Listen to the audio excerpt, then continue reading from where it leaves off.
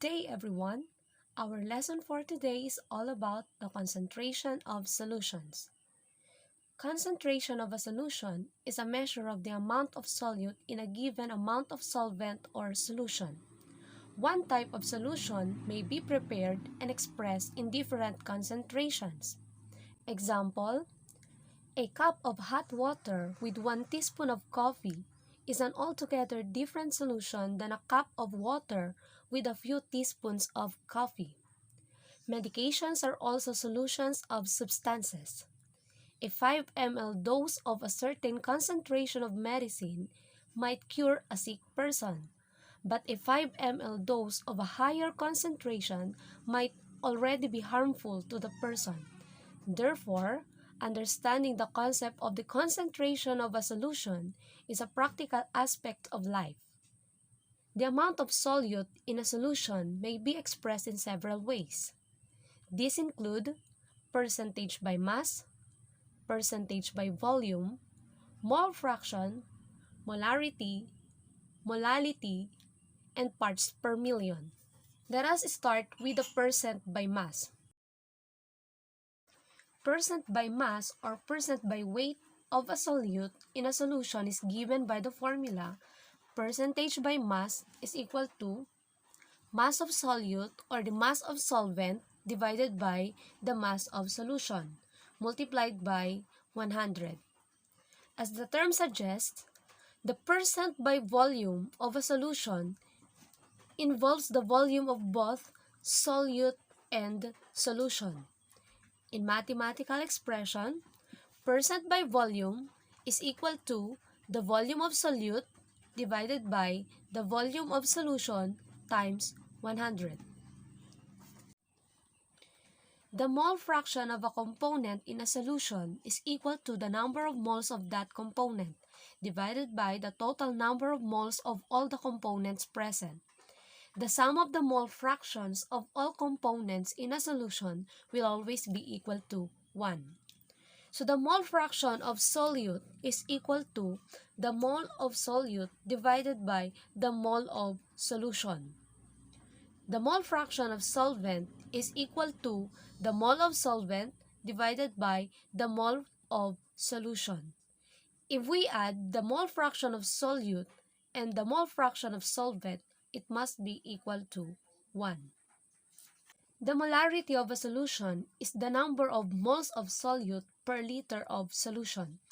It is especially useful in doing stoichiometric calculations involving solutions. The molarity of a solution is the number of moles of solute per kilogram of solvent. Last but not the least, parts per million or ppm expresses the number of parts of solute per 1 million parts of the solution. In equation, ppm is equal to the mass of solute divided by the mass of solvent times 10 to the 6. Let's have an example. A solution is prepared by mixing 100 ml of toluene with 300 ml of benzene. The densities of toluene and benzene are 0.867 gram per ml and 0.874 gram per ml respectively. Assume that the volume of the solution is the sum of the volumes of the components. Calculate the following for toluene. A. Percentage by mass. B. Percentage by volume. C. Mole fraction. D. Molarity. And letter E. Molality. Before we do the calculation, for this type of a problem, we need to identify first the given. So our given are the volume of toluene, which is equal to 100 ml, the volume of benzene, which is equal to 300 ml, the density of toluene, which is 0.867 gram per ml, the density of benzene, which is equal to 0.874 gram per ml. Let us first identify the molar mass of toluene, and the molar mass of benzene.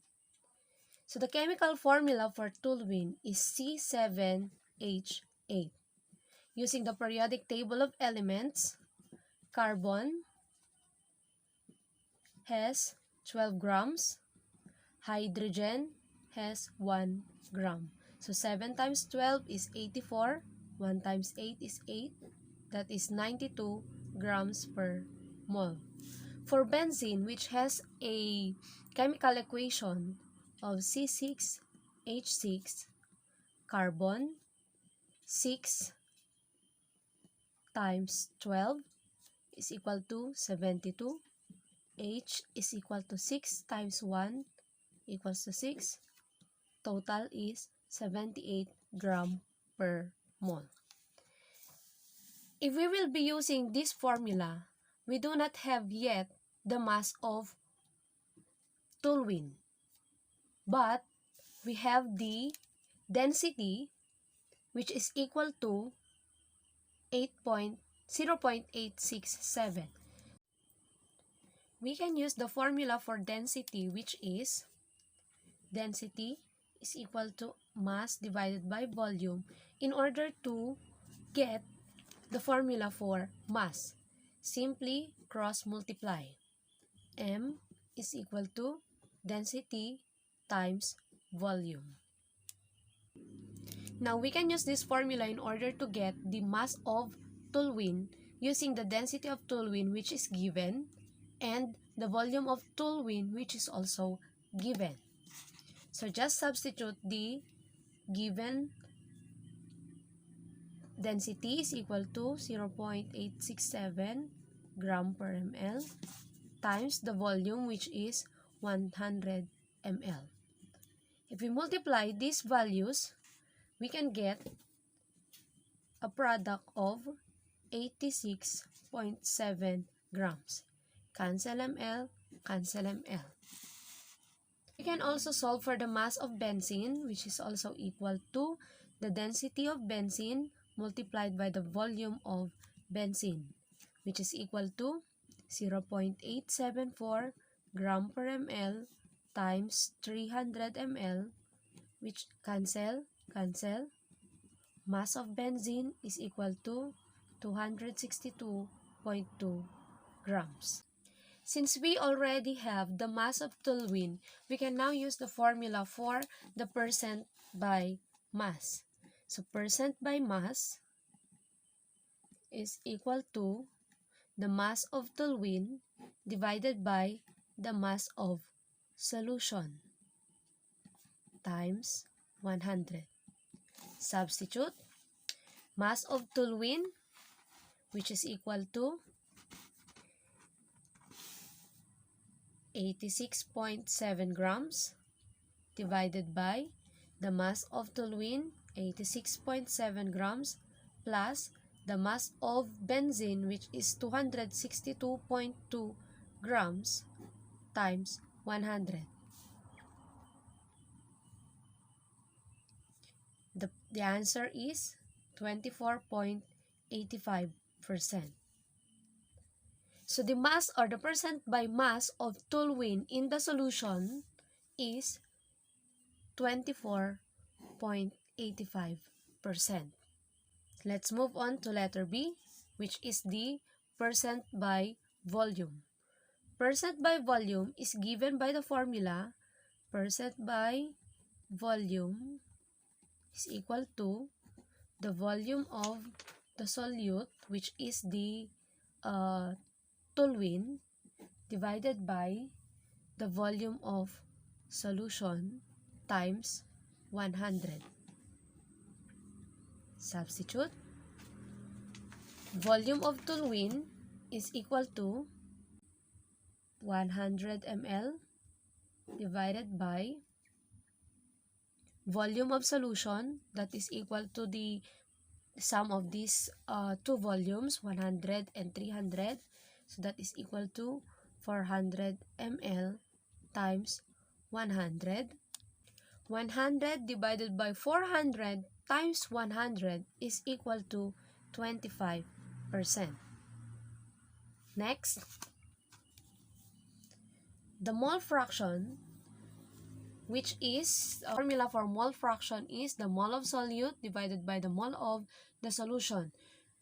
We do not have yet the number of moles of solute and the number of moles of solvent, but we can use the formula N, which represent the number of moles, which is equal to the mass of toluene divided by the molar mass of toluene, which is equal to, the mass of toluene is 86.7 grams divided by the molar mass of toluene, which is 92 gram per mole.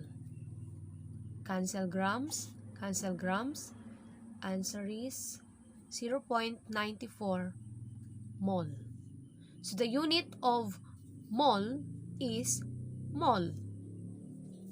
Next, number of moles of benzene is equal to the mass of benzene divided by the molar mass of benzene, which is equal to mass of 262.2 grams divided by the molar mass, which is 78 gram per mole, and cancel, that is equal to 3.36 mole.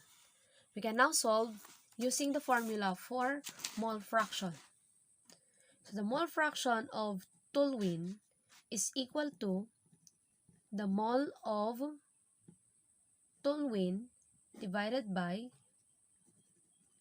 the mole of toluene added with the mole of benzene, which is 0.94 mole divided by 0.94 mole plus 3.36 mole, which will give us an answer of 0.22. For the mole fraction of benzene, that is given by the formula mole of benzene divided by the mole of solution, mole of toluene added with the mole of benzene. Substitute 3.36 mole divided by 0.94 mole plus 3.36 mole, which will give us an answer of 0.78. If you can still remember what I said a while back, the mole fraction of a component or of a certain compound must be equal to 1. So if we add the mole fraction of toluene with that of the mole fraction of benzene, it will give us an answer of 1. So our answer is correct. Next, letter D, molarity. Our formula for molarity is equal to the number of moles or the moles of toluene divided by the liter of solution. We already have the number of moles of toluene, which is 0.94 moles. 0.94 mole divided by the liter of solution, which is equal to 300 plus 100, 400 liters. If we divide 0.94 mole with that of 400 liter, it will give us an answer which is equal to 2.35 times 10 to the negative 3 molar. Molarity is represented by capital letter M. Okay, next, molality. Molality is given by the formula M is equal to the moles of toluene divided by the kilogram of benzene, which is equal to the number of moles of toluene, 0.94 moles divided by 0.300 kilogram. 300 ml is equivalent to 0.3 liters, which is also equal to 0.3 kilogram. So, if we divide 0.94 mole divided by 0.3 kilogram, it will give us an answer of 3.13 mole per kilogram or molal. Let's have another problem. Using the parts per million formula, that is equal to the mass of solute divided by the mass of solution times 10 to the 6th. So here is our example. How many moles of chlorine is present in 6,000 gallon pool in order to obtain 2.4 ppm of chlorine? Let us start by stating the given. So our given are the volume, which is equal to 6,000 gallon. 1 gallon is equal to 3,785.412 ml. We need to convert the gallon into ml so that we can cancel or we can use it in our equation. So that is, if we have 6,000 gallons here and we multiply it with the value of 3,785.412, we will be getting a value of 22,712,472 ml, which is also equal to 22,712,472 grams, which will be our mass of solution. And the ppm or the parts per million, which is equal to 2.4. If we will be using our formula for ppm, we do not have yet the mass of solute. So we cannot use this formula yet unless we find the mass of the solute. So how are we going to find the mass of solute? Okay, so we will be using the different derivation of formulas, which is, let us consider this one as the equation number 1. And we derive the formula for the mass of solute here, just cross multiply. So that will be ppm times the mass of solution equals to the mass of solute times 10 to the 6.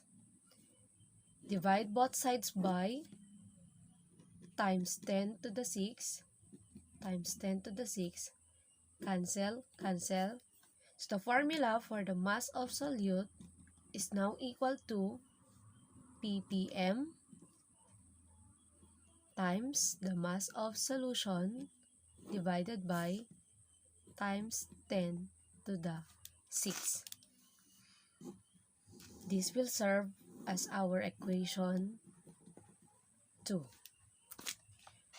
Remember the formula for the number of moles, which is equal to the mass divided by the molar mass of the equation. We will be using this one in order to substitute for mass of the solute. So all we need to do is to put this equation in this equation because our problem requires the number of moles. So substituting the value or the formula, N is equal to the mass, which is equal to ppm times the mass of solution divided by times 10 to the 6 and multiplied with the molar mass. The molar mass we are referring here is the molar mass of chlorine. And the molar mass of chlorine, as referred to the periodic table, that is equal to 35 grams per mole. So now we can now use this formula to solve for the number of moles of chlorine present in 6,000 gallon pool in order to obtain that 2.4 ppm of chlorine. So substituting our given ppm, which is 2.4, times the mass of the solution, which is this one, 22,712,472 grams, divided by times 10 to the 6 times 35 grams per mole. Cancel the same units. Cancel.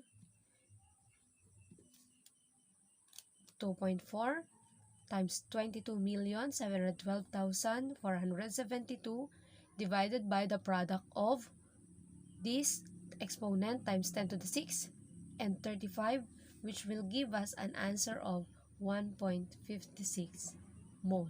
So it needs 1.56 mole in order to obtain the 2.4 ppm of chlorine.